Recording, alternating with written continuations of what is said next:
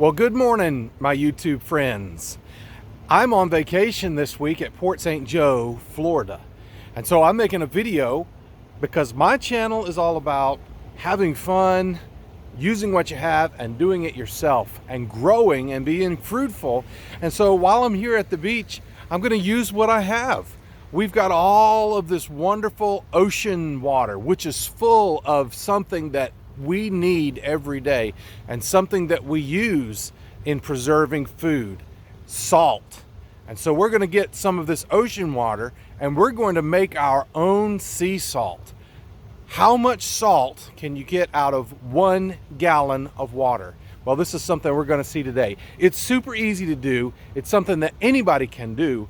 And you know, if you go on vacation, you're near the ocean, near some salt water, you can make your own sea salt. So we're going to do that today in this video. So stick around and let's dig in.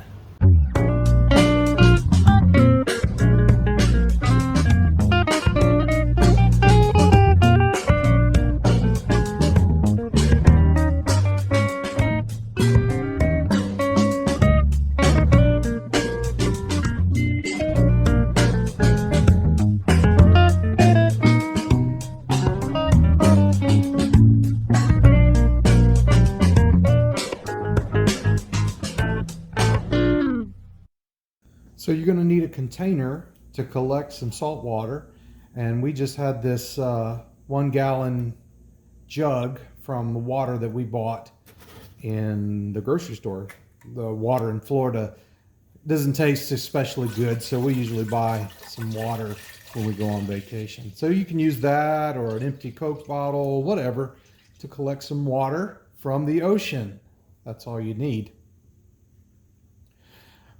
Now, the water that you collect from the ocean may have some sediment in it. So one thing that you're going to want to do, first step, is filter that water just to get out any sediment that might be floating around in the water.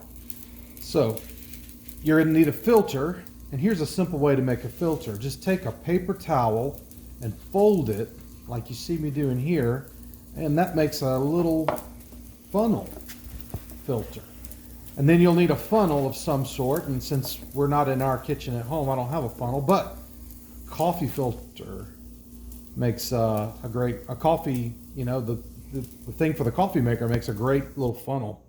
So we're just going to pour our water through this paper towel filter to get out any of the large particles that might be floating around in the seawater. Don't worry, this won't filter out the salt that's in the water because it's dissolved, and so it won't filter out at all. Once you've got the water filtered, we're going to add that to a nice big pot on top of the stove. Now, all of this stuff that I'm using is just stuff I had on hand. We rented a condo, and so all of this is stuff that was furnished in the condo we rented. Put this pot of water on the stove top, turn the water on high.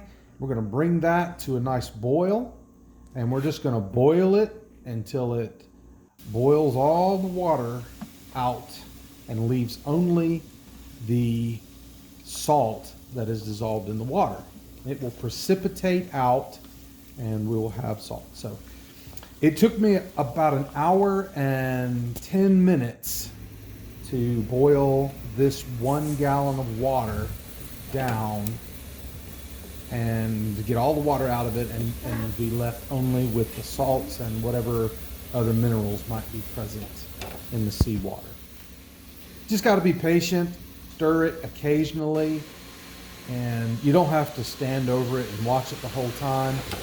Although once it starts getting down close to the bottom of the pan, you want to start paying a little bit more attention to it, because it's at that point that the water is going to start evaporating out pretty fast, and you're just going to be left with the salt, and you don't want to scorch your salt, so just keep an eye on it when you start getting down. Here you can start to see the salt in the water.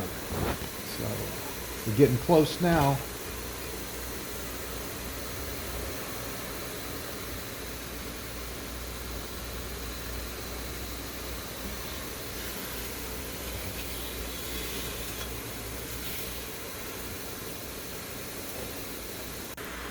You can tell when the salt water is really starting to get down.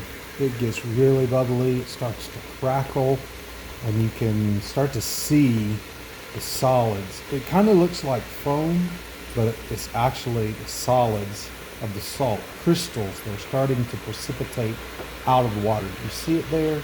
You start seeing crystals actually forming.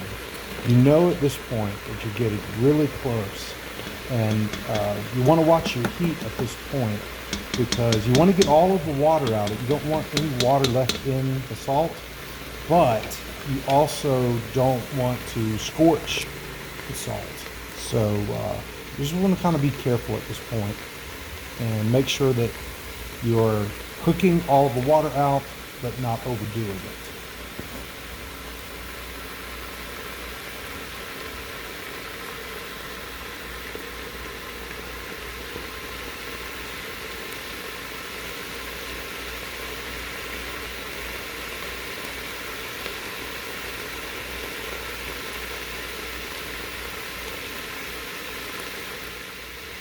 When you get down to almost the very end, I like to go ahead and take the heat off of the salt. And the pan is going to still be hot.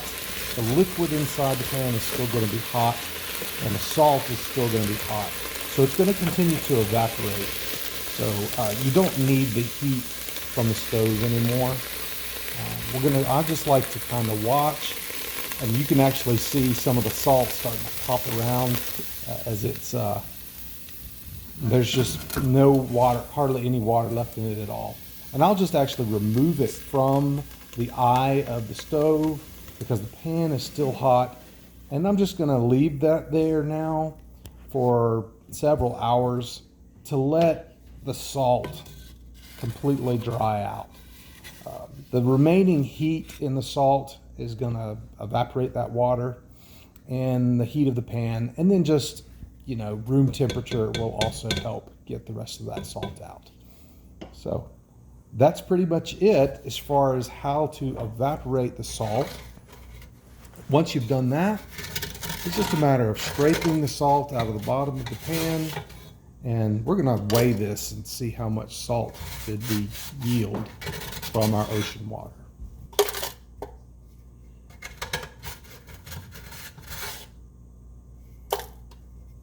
So there you have it. I got 3.8 ounces of salt from 1 gallon of seawater from the Gulf of Mexico near Port St. Joe, Florida. And if I was to do about 4 gallons, I could get a pound of salt. And then that could be used for all kinds of things like canning, preserving food, seasoning your food. Salt is a very good resource to have, but you can go buy salt for fairly cheap. But it's just cool to me to know how to do it. If push comes to shove and you had to do it, would you know how to do it?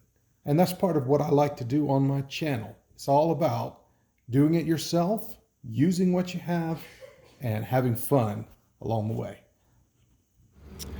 Jesus said, "You are the salt of the earth."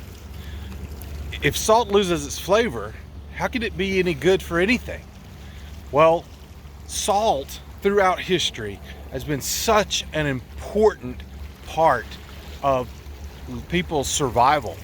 You don't realize today just how important it is. We use salt, to put it on our food to kind of enhance the flavor a little bit. And it certainly does enhance flavor. That's an important part of salt. But for people who don't have refrigeration, salt is a preservative that can keep food from spoiling. And so it's something that is essential in that respect. And Christians are called to be the salt of the earth. We are here as a preserving influence in people's lives. So if the world is full of things that we don't like, things that are not good for people, for society, a lot of bad things are happening in our world. It's very easy to understand that and to see that. But Christians who do the right thing, who are faithful and follow Jesus, we have a preserving effect on the world. our living for Christ, our daily faithfulness, it really is like salt that helps make the world a better place and really just keep the world from spoiling altogether. And it's not because we're perfect by any means, because I certainly am not, and I don't know of any Christian who is. But when we are doing what Jesus calls us to do, then we are helping to preserve our world. But it means that each and every one of us have to do our part. Because if salt loses its saltiness, then what good is it? Let's be salty, my friends. So let's get out there and be salty and grow and be fruitful.